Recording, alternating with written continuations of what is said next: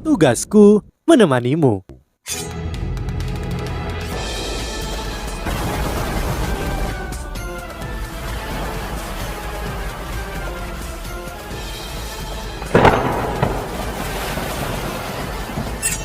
Hai sahabat Pasuk, kembali lagi bersama alur cerita versi novel Solen 2 Sekte Tang yang tak tertandingi. Jangan lupa like, subscribe, dan nyalakan tanda lonceng. Mari kita lanjutkan. Jika kamu memiliki begitu banyak peluru meriam jiwa Snatcher kelas 9, secara alami kamu akan lebih murah hati. Apa? Susan si menjerit. Yu Hao, jangan katakan padaku bahwa kamu merampok istana Kekaisaran Yu. Kalau tidak, bagaimana kamu bisa memiliki begitu banyak peluru kelas 9? Itu adalah sumber daya strategis. Itu penghancur luar biasa. Bahkan Kekaisaran Yu cara menggunakannya. Yu Hao memberitahunya tentang bagaimana ia merampok Legiun Jiwa Naga Kekaisaran. Setelah mendengar ceritanya, Susan si memberinya acungan jempol. Susan si benar-benar ingin membunuh semua orang dari 2 Legiun Jiwa yang ditantang Yu Hao. Yu Hao, apa rencanamu setelah kembali ke sekte? Atau apa yang akan kamu lakukan? Yu Hao memikirkan sejenak sebelum menjawab. Situasinya sedikit rumit sekarang. Aku perlu mengumpulkan intelijen atau informasi langsung sebelum aku dapat memutuskan apa yang harus dilakukan. Aku tidak akan kembali dengan kalian semua kali ini. Ketika melihat penatua Swan setelah kembali, sampaikan pesan kepadanya bahwa baik aku dan Wutong baik-baik saja. Kami akan pergi ke Kekaisaran Ryu untuk mendapatkan beberapa informasi. Kami akan melaporkan kembali setelah kami mendapatkan sesuatu yang akurat. Selanjutnya kami juga akan melakukan sesuatu untuk mencoba menunda pasukan mereka. Aku tahu kamu akan melarikan diri lagi. Baiklah, kamu bisa pergi, namun kamu harus menjaga keamananmu. Hai, aku benar-benar tahu khawatir mengingat kemampuanmu saat ini, terutama kemampuan penyembunyianmu. Akan sulit bagi siapapun untuk berurusan denganmu. Bahkan Limidolo pun tidak akan merasa mudah. Yu Hao menggelengkan kepalanya dan berkata, aku juga tidak optimis. Tidak ada yang mustahil. Bukan hanya gereja Roh Kudus yang mengejarku, tetapi aku percaya Titian, dewa binatang Titian juga memperhatikanku. Dia mungkin muncul kapan saja. Apakah kamu benar-benar berpikir aku bisa melawan Titian mengingat kemampuanku saat ini? Susan si bergidik sedikit. Junior kecil, jangan menakutiku. Jika itu masalahnya, kita harus berpisah sejak awal. Kalian berdua masih bisa melarikan diri. Bagaimana dengan kami? Yang terbaik adalah memiliki lebih sedikit orang. Ini sangat mengerikan. Yu Hao tidak bisa menahan tawa ketika dia melihat dia bertindak takut. Ye Guyi tiba-tiba terbang dan sedikit marah ketika dia berkata, mengapa? Dia adalah Limidolo sekarang. Yu Hao, tantang aku untuk berduel jika kau berani. Yu Hao memandangnya dan dengan tulus berkata, Guyi, terima kasih atas bantuanmu kali ini. Jika bukan karena kamu, semua orang mungkin tidak akan bertahan sampai kami datang. Wajah Ye Guyi menjadi dingin dan dia menjawab, kamu tidak pernah memperlakukanku sebagai salah satu dari kalian. Apa? Mengapa kamu mengatakan itu? Yu Hao tercengang saat dia memandangnya. Ye Guyi dengan dingin menjawab, aku juga bagian dari sekte Tang. Itu benar kalau aku melindungi teman-temanku. Mengapa kau berterima kasih kepadaku dengan cara yang superior? Aku menantangmu untuk berduel. Yu Hao bingung saat dia memandangnya. Dia menghela nafas dan bertanya, baiklah kalau begitu, di mana? Di sini. Ye Guyi menunjuk ke langit. Keenam sayapnya berkibar saat dia naik ke udara. Yu Hao sedikit tidak berdaya saat dia menggelengkan kepalanya. Dia juga terbang. Jiang Nanan mengalutkan alisnya. Susan si bahkan lebih terkejut. Apa yang dia coba lakukan? Dia ingin bertarung meskipun dia baru saja tiba. Yu Hao juga satu lagi. Kenapa dia setuju? Tang Wutong tersenyum dan berkomentar, Ye Guyi sudah lama menyukainya. Memang benar, Guyi menggunakan Yu Hao untuk melampiaskannya sekarang. Dan Qiu penasaran. Kamu tahu tentang itu? Tang Wutong mengungkapkan tatapan tak berdaya di matanya yang besar. Aku tidak buta. Tidak bisakah aku tahu bagaimana dia memandang Yu Hao? Bahkan kupikir akulah yang ingin dia tantang, namun dia percaya Dia tidak bisa berhenti jika dia berkelahi denganku. Itu sebabnya dia menggunakan Yu Hao untuk melampiaskannya. Jangan khawatir, aku tidak keberatan membiarkannya melakukan itu. Ini semua untuk keharmonisan Sekte Tang. Susan si mengacungkan jempol saat dia memasang ekspresi kagum di wajahnya. Murah hati. Kamu memiliki sikap seorang wanita berhati besar. Mengapa kamu tidak membiarkan Yu Hao punya beberapa wanita simpanan? Aku percaya Sekte Tang akan tumbuh besar dan kuat jika dia mau membuka mulutnya. Mungkin permaisuri Dewi Perang akan datang ke Sekte Tang. Mungkin Akhrim Shrek adalah yang akan memerintah benua pada akhirnya. Hahaha. Wutong, mengapa kamu menatapku seperti itu? Aku merasa sedikit tidak nyaman. Tang Wutong membentak. Aku pikir kau sedang menunggunya. Ayo, biarkan aku menantangmu juga. Sejak aku menjadi Lord Transcendent, aku belum benar-benar bertarung sebelumnya. Kau bisa menjadi kelinci percobaanku, kakak ketiga. Aku dapat membantumu membangun membangun fondasi untuk membuat terobosan sebagai Feng Hao dulu juga. Saudari Nanan, tentunya kamu tidak akan menghentikanku, bukan? Ekspresi Jiang Nanan juga kembali normal sekarang. Mulut beberapa orang memang longgar. Mereka pantas dipukuli. Wutong, jangan tinggalkan wajah untukku.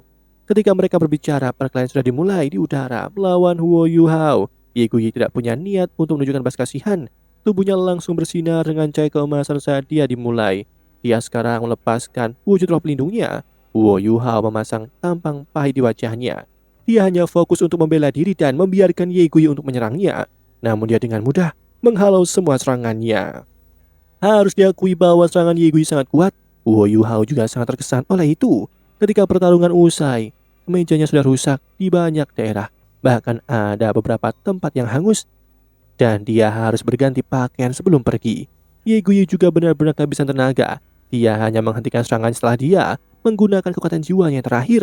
Setelah pertarungan berakhir, Ye Guyi tampak lebih lega, namun dia masih tetap diam selama perjalanan kembali. Setelah 1 jam, mereka berpisah. Huo Yu Hao memegang Tang Wutong saat mereka melanjutkan ke arah Kekaisaran Tianhun. Susan si melambaikan satu tangan kepada mereka dan menggunakan satu tangan lainnya untuk menggosok memari wajahnya. Kemampuan Tang Wutong telah meningkat secara drastis. Bahkan perisai Wanbu miliknya tidak cukup untuk bertahan melawannya. Namun Tang Wutong masih memberi Jiang Nanan beberapa wajah. Dia tidak benar-benar memukulnya dengan buruk. Apakah gadis ini tidak tahu untuk tidak memukul wajah seseorang?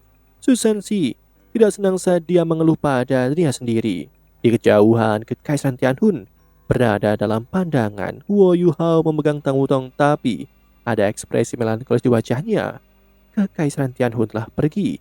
Itu telah dihapus dari muka bumi ini. Setelah Kekaisaran Ryu menduduki seluruh Kekaisaran Tianhun, lebih dari setengah wilayah seluruh benua berada di bawah kendali mereka. Sejak benua Dolo terbentuk, tidak ada kerajaan yang menduduki sebagian besar benua.